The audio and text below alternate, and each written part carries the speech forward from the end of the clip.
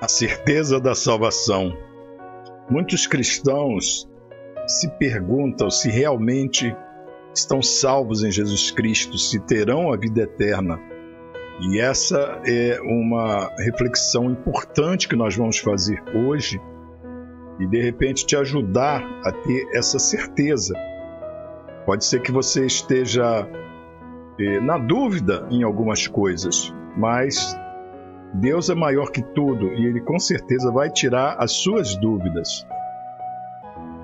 Muitas pessoas têm dúvidas a respeito do amor de Deus ou a respeito da realidade da sua própria experiência de salvação.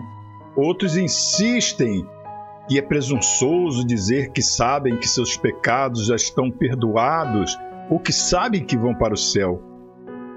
É o medo de ser considerado presunçoso que tem impedido muitas pessoas de entrar na plena certeza da fé. Mas há também o contrário, pessoas presunçosas que acham que são crentes e não são. Então, no Novo Testamento, nós temos muitos exemplos de pessoas que pensaram que eram salvas, mas de fato estavam enganando a si mesmos, como é o caso do fariseu, em Lucas 18, 9, 14. Ele confiava em si mesmo, ele não hesitou em aproximar-se de Deus com plena certeza, mas faltou-lhe o coração quebrantado do publicano arrependido.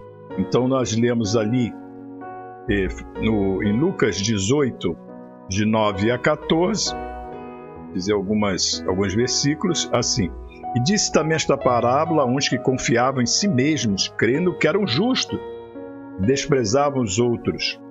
2 homens subiram ao templo a orar, um fariseu, outro publicano. O fariseu, estando em pé, orava consigo desta maneira: Ó Deus, graças te dou, porque não sou como os demais homens, roubadores, injustos e adúlteros, nem ainda como esse publicano. Jejuo 2 vezes na semana, dou os dízimos de tudo quanto possuo.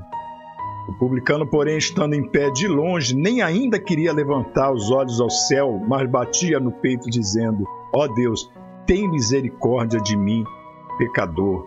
Olha aí Deus manifestando a sua vontade na vida desse publicano, e, no entanto, o fariseu estava pensando que era salvo, que estava fazendo tudo certo, mas não era assim, porque a humildade lhe faltava, porque ele não tinha realmente a Jesus Cristo no seu coração. Temos outros exemplos aí, nós podemos ler também em Romanos 2, 17 a 23, que diz assim: Eis que tu que tens por sobrenome judeu e repousas na lei e te glorias em Deus, e sabes a sua vontade e aprovas coisas excelentes, sendo instruído na lei, e confia que és guia dos cegos, luz dos que estão em trevas, instruidor dos nécios, mestre de crianças, e tem a forma da ciência e da verdade na lei. Tu, pois, que ensinas a outro, não te ensinas a ti mesmo? Tu que pregas que não se deve furtar, furtas? Tu que dizes que não se deve adulterar, adulteras? Tu que te glorias na lei, desonras a Deus pela transgressão da lei? Como está escrito, o nome de Deus é blasfemado entre os gentios por causa de vós. Então, Deus conhece o coração de cada um, meu amigo. Agora, nós temos as dúvidas também, as pessoas que têm dúvidas. Isso é o contrário da presunção. Aí já é outra coisa. Alguns que não têm plena certeza da fé. Por quê? Porque lhes falta um sincero coração. Enquanto outros não têm plena certeza porque não têm se aproximado de Deus. São pessoas cheias de dúvidas. Há muitos em nossas igrejas assim. Correram bem na vida cristã por algum tempo, mas depois começam a ter dúvida a respeito da sua salvação. Será que sou crente mesmo? Às vezes isso é resultado da frieza do coração, esterilidade espiritual, da fraqueza em testemunhar, às vezes a causa é de falta de conhecimento da palavra do Senhor. Então, nós temos ali vários exemplos também na Bíblia, como Pedro, por exemplo, Mateus 14:31, Ele se tornou um grande líder, mas no início ele foi repreendido por Jesus. Homem de pequena fé, por que duvidaste? E temos também o maior exemplo, que é Tomé, que ele duvidava e Jesus disse para ele: não sejas incrédulo, mas crente, porque ele não acreditava que realmente Jesus tinha ressuscitado. Então, são coisas que acontecem, a falta de fé. Então, as causas de dúvidas, às vezes é um começo falso. Simplesmente porque uma pessoa levanta a mão na hora de um apelo, por exemplo, na igreja, não quer dizer que é nascida de novo, não.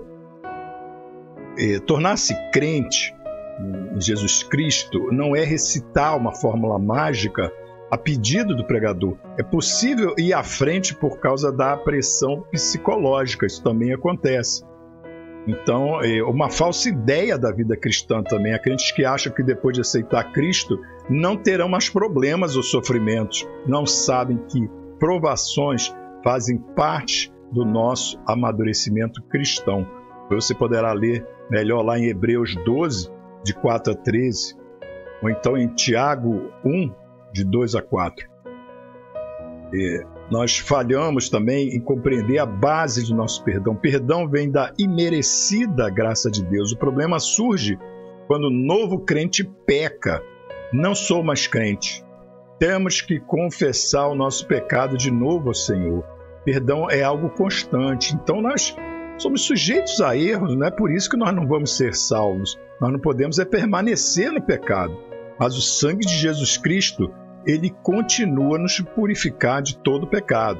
1 João 1, de 7 a 9. Você também poderá conferir lá. Nós temos também falha em compreender a base de nosso perdão. Às vezes a falta de plena confiança é por causa do pecado que ainda não foi confessado.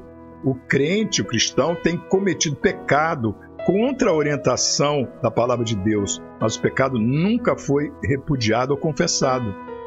Então foi assim na história de Davi, por exemplo, que não confessou seu pecado. Então aconteceu justamente tantas coisas ruins na vida dele. E por último, a falha em apropriar-se dos meios da graça. Deus tem providenciado os meios pelas quais a alma pode ser abençoada. Mas se o crente começar a negligenciar a leitura da Bíblia, a oração, os cultos na igreja, então vai esfriar na fé e duvidar no coração. Nós temos que ter plena certeza da nossa salvação. Então, para o que nós podemos fazer? Aqui seguem 3 motivos que podemos saber com certeza que, uma vez salvo, sempre sou salvo. A Bíblia, embora não nos dê lugar para presunção ou dúvidas, ela fornece muitas provas para que tenhamos plena confiança na nossa salvação. João 3,36, nós lemos: por isso, quem crê no Filho tem a vida eterna. João 3,36. É uma passagem muito importante que nós temos aí e que você poderá acompanhar aí essa leitura.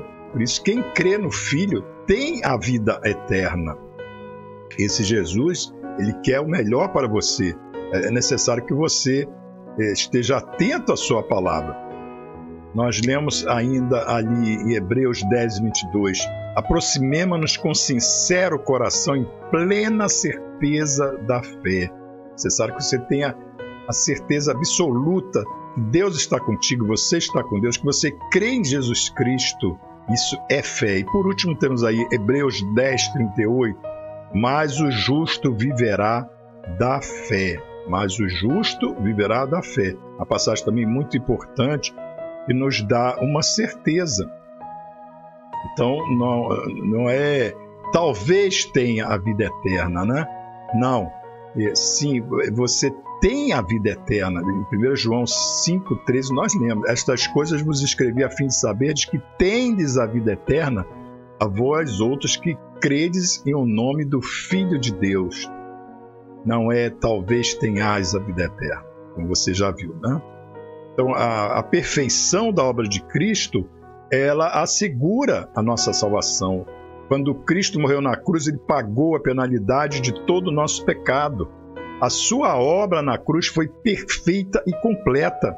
Então nós lemos ali em Isaías 53:6, assim: todos nós andávamos desgarrados como ovelhas, cada um se desviava pelo caminho, mas o Senhor fez cair sobre ele a iniquidade de todos nós.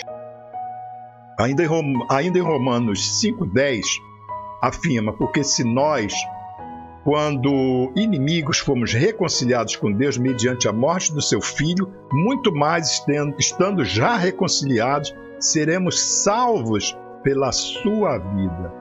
O testemunho do Espírito Santo no íntimo, ele confirma a nossa salvação. É ele o terceiro garantidor, o Espírito Santo, que ele nos acompanha sempre para verificar que a nossa chegada será segura nos céus. Ele pessoalmente está conosco, ele nos ajuda, ele opera em nós, ele nos prepara para o céu e para ficar na presença do Pai.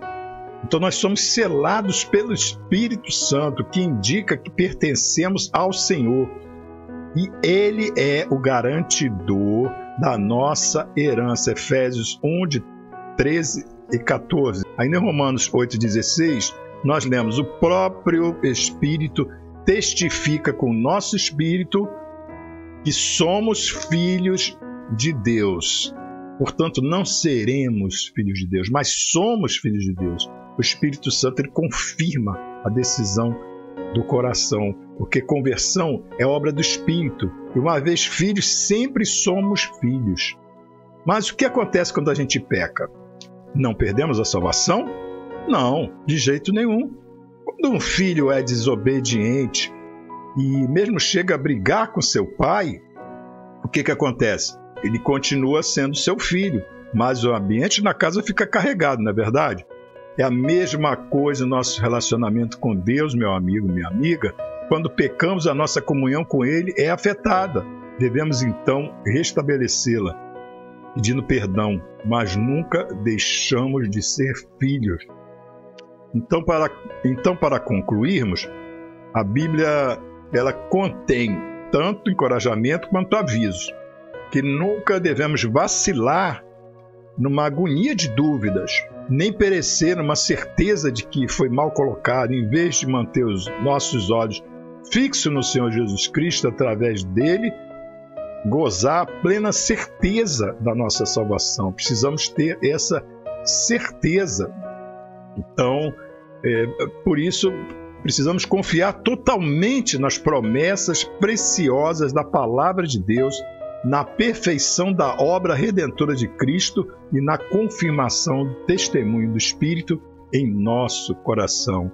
Tenha certeza da fé, Deus está com você, Deus vai te levar para o céu no pós-vida e depois você estará eternamente com nosso Senhor Jesus Cristo. Que Deus te abençoe grandemente neste dia.